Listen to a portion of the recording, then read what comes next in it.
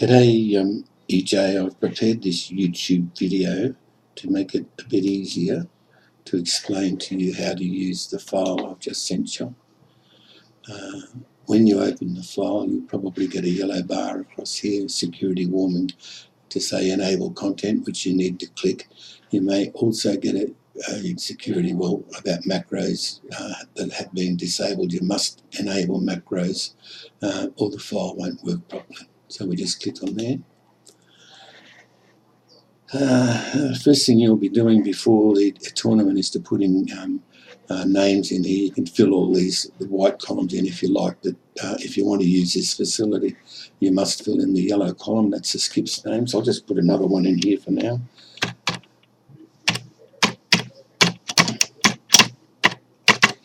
As you can see, I've put the surname first. That's so that when you click the sort button here, it'll put them in alphabetical order, which will make them a lot easier to find on the day of the tournament. You can see now they're in alphabetical order. So the way it works is you've got the cards face down on the table, I presume, on the day of the tournament. Someone picks up a card. Let's say I picked up number 7. So you click in 7 and you can just touch this arrow here, click on my name, and in she goes. It saves you a lot of mucking around on the day of the tournament.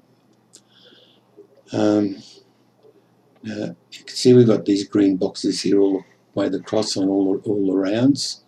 We're going up, as you asked me to do, all the way up to round 12 and down to 42. We can make this just a little bit bigger while we're doing this work.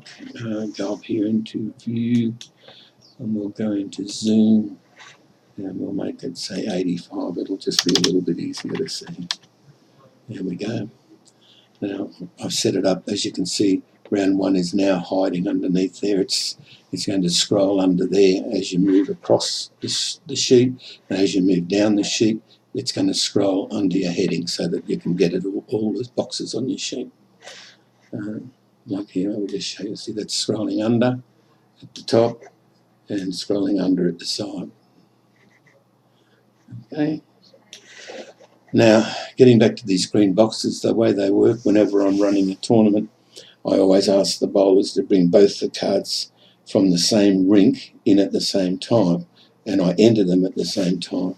So let's have a look at this. We've got Team 4 was playing Team 13 on A3. Let's say Team 4 scored 20 shots for and 10 shots against. 10 shots against. That score goes in. You can see the box has gone red.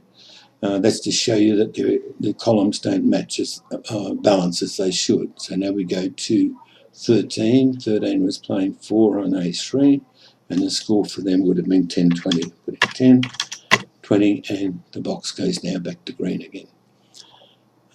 As you can see, all the information is updating automatically. I should put the scores in here.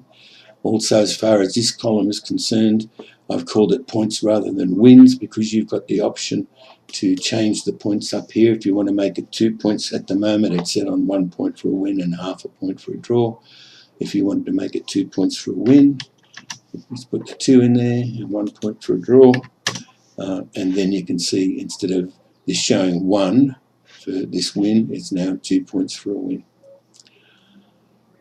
Okay, now I've prepared a whole lot of scores already to save us mucking around and wasting your time. So I'll just go to that sheet and copy the round 1 scores, come back to sheet 1, and we'll put them in the for and against columns. So I use paste special values to do that. Now we'll click on the ranking button, which is here. That ranks them from 1 to 42 down that column. Now I'm hoping when you say that you want strength against strength, you mean that you want the highest place team after round 1 to play the second highest place team and the third to play the fourth highest place team. If you do mean that, well, this is how we're going to do it for you.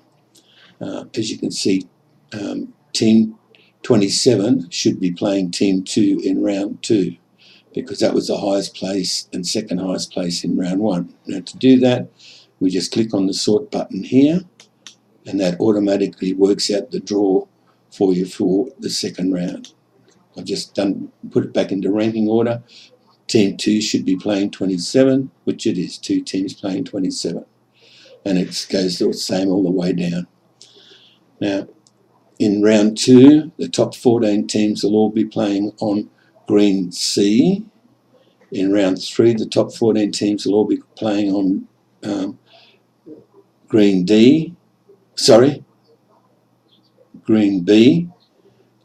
Then in round 4, they'll all go back to green A and so forth all the way through. So hopefully there won't be too many cases of teams playing on the same rink or green in one game to the next. Now, I can't guarantee that won't happen, so the only way to do that or fix that problem is to go down and manually check it. Now, all of these teams here, as we know, are playing on C, so I only have to check the teams that played on C, like that one there, and they're on C6, so that's okay. C3 on 2, that's okay. C7 on C7, well, obviously you've got a problem. So what I would suggest, we'll change this to C6, but I'll just change it out in the column for now so we don't get confused. C6, C6, and C6 would have to go to C7, and C7. And we'll just check to see that that'll be okay. C7 against C2 is okay, that's fine. C6 against B5, C6 against C7 is okay. So now we can put them in as they should be. That's C7 and C7 and C6 and C6. Get rid of these, just highlight them and press the delete key on the keyboard. Now these are all A's down to there, so we only have to check the ones that have played on A previously. There's A7 and A1, A2 and A7, A4 and A3, A3 and A5, A4 and A4. There's another problem there. So we'll say put them on 3. So A3 and A3, A3 and A3 has to go to A4, which is there, A4. Okay, so we've got C7 and C4 on A's now, so that's okay. And B7 on A4 and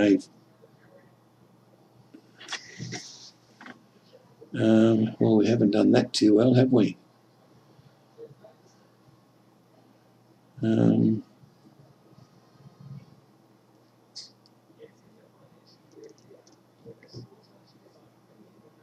Oh, look, they were right in the first place, weren't they? Like, I've made a mistake there. 4 on 7, okay, that's okay. B7 on A3 is okay, and A4 on A3 is okay. So that's why I put them out in the column like that, to make sure that I don't muck it up, which I just about did then. So we'll move on from there. Sorry about that.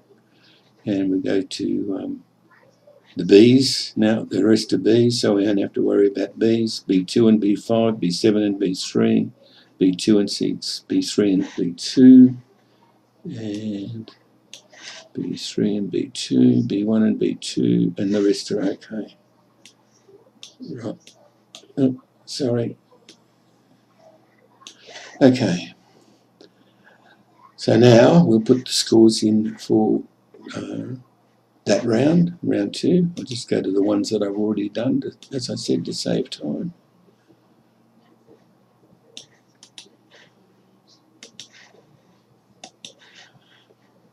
Drop them in there. Okay, now to get the draw for round 3, after we filled in all the scores, let's click on here, and that gives us our draw for round 3. Just click on the random sort button.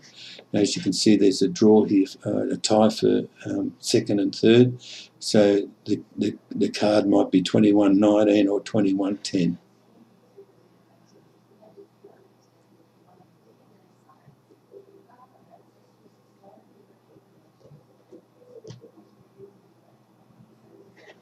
and it's 21-19, and the next one is 10-37. That's happened because of this draw. And then the next one is 14-27, which is correct. There we go, 27-14. Okay, so now we check the see that they're not playing on the same rink as they did in the same game, in the previous game. These are all Bs now, so we just check the Bs. There are no Bs there. These are all Cs, so we just check the Cs. And the C6 and C1 is okay.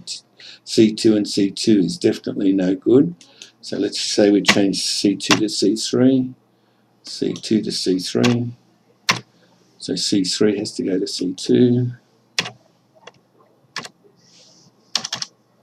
C2, and C3 has to go to C2.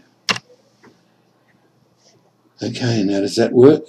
C2 to B3, C2 to A5, C3 to C1, C3 to C2, so that works. So now we can actually put them in here.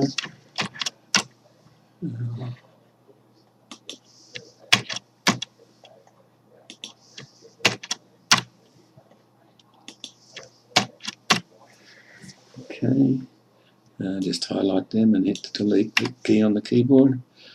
Now the rest of them are A's, so we just scroll this down a bit, and we only need to worry about the A's. So it's A2 on A5, A7 on 5, A1 on 3, A1 on 6, and the rest. So there's no more problems. Okay, now to do the next round, we'll go and get the scores for round 3. And we drop them in 3.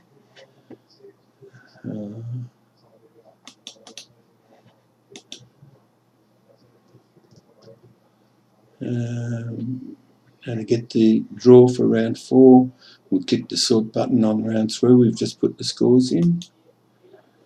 Okay, click the ranking button over here, and we'll see that 27's playing 37, and or should be, like the highest rated ranked team after 3 rounds is 27. Second is after 3 rounds is 27. So 37 is playing 27 on A4. All we have to do now is check the rinks again. These are all A's all the way down to here, and there are no A's there. These are all B's all the way down to here, and there's a B1 and a B6, so that's okay. C3 and B3, so they're okay. It's okay, and the next lot are all C's, so we only have to worry about the C's. C1 and 3, they're okay, and that's it. So the rest are okay, so that's ready now to do the cards. So I won't bore you with any more. Obviously, that's how you go through all the rounds, finishing them off. If you're happy with what we've done here, I can set up another sheet for you that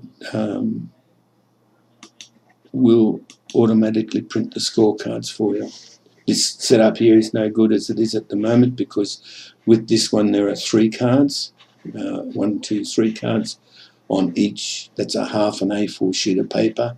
Normally that's perforated down the middle, but in your case we only need 1 card for each one of these, and you'll need to let me know how many rounds you're playing in, how many ends you're playing in each round, and I can set that up so that after you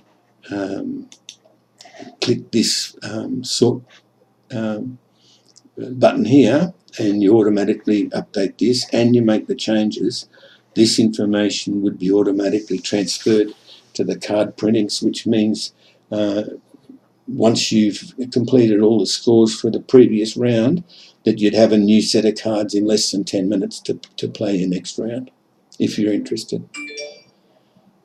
I can't think of much more.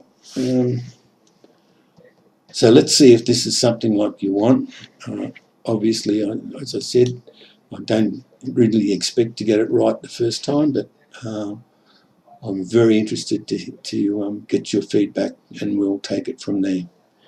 So for now, I'll say bye. Catch you later, EJ.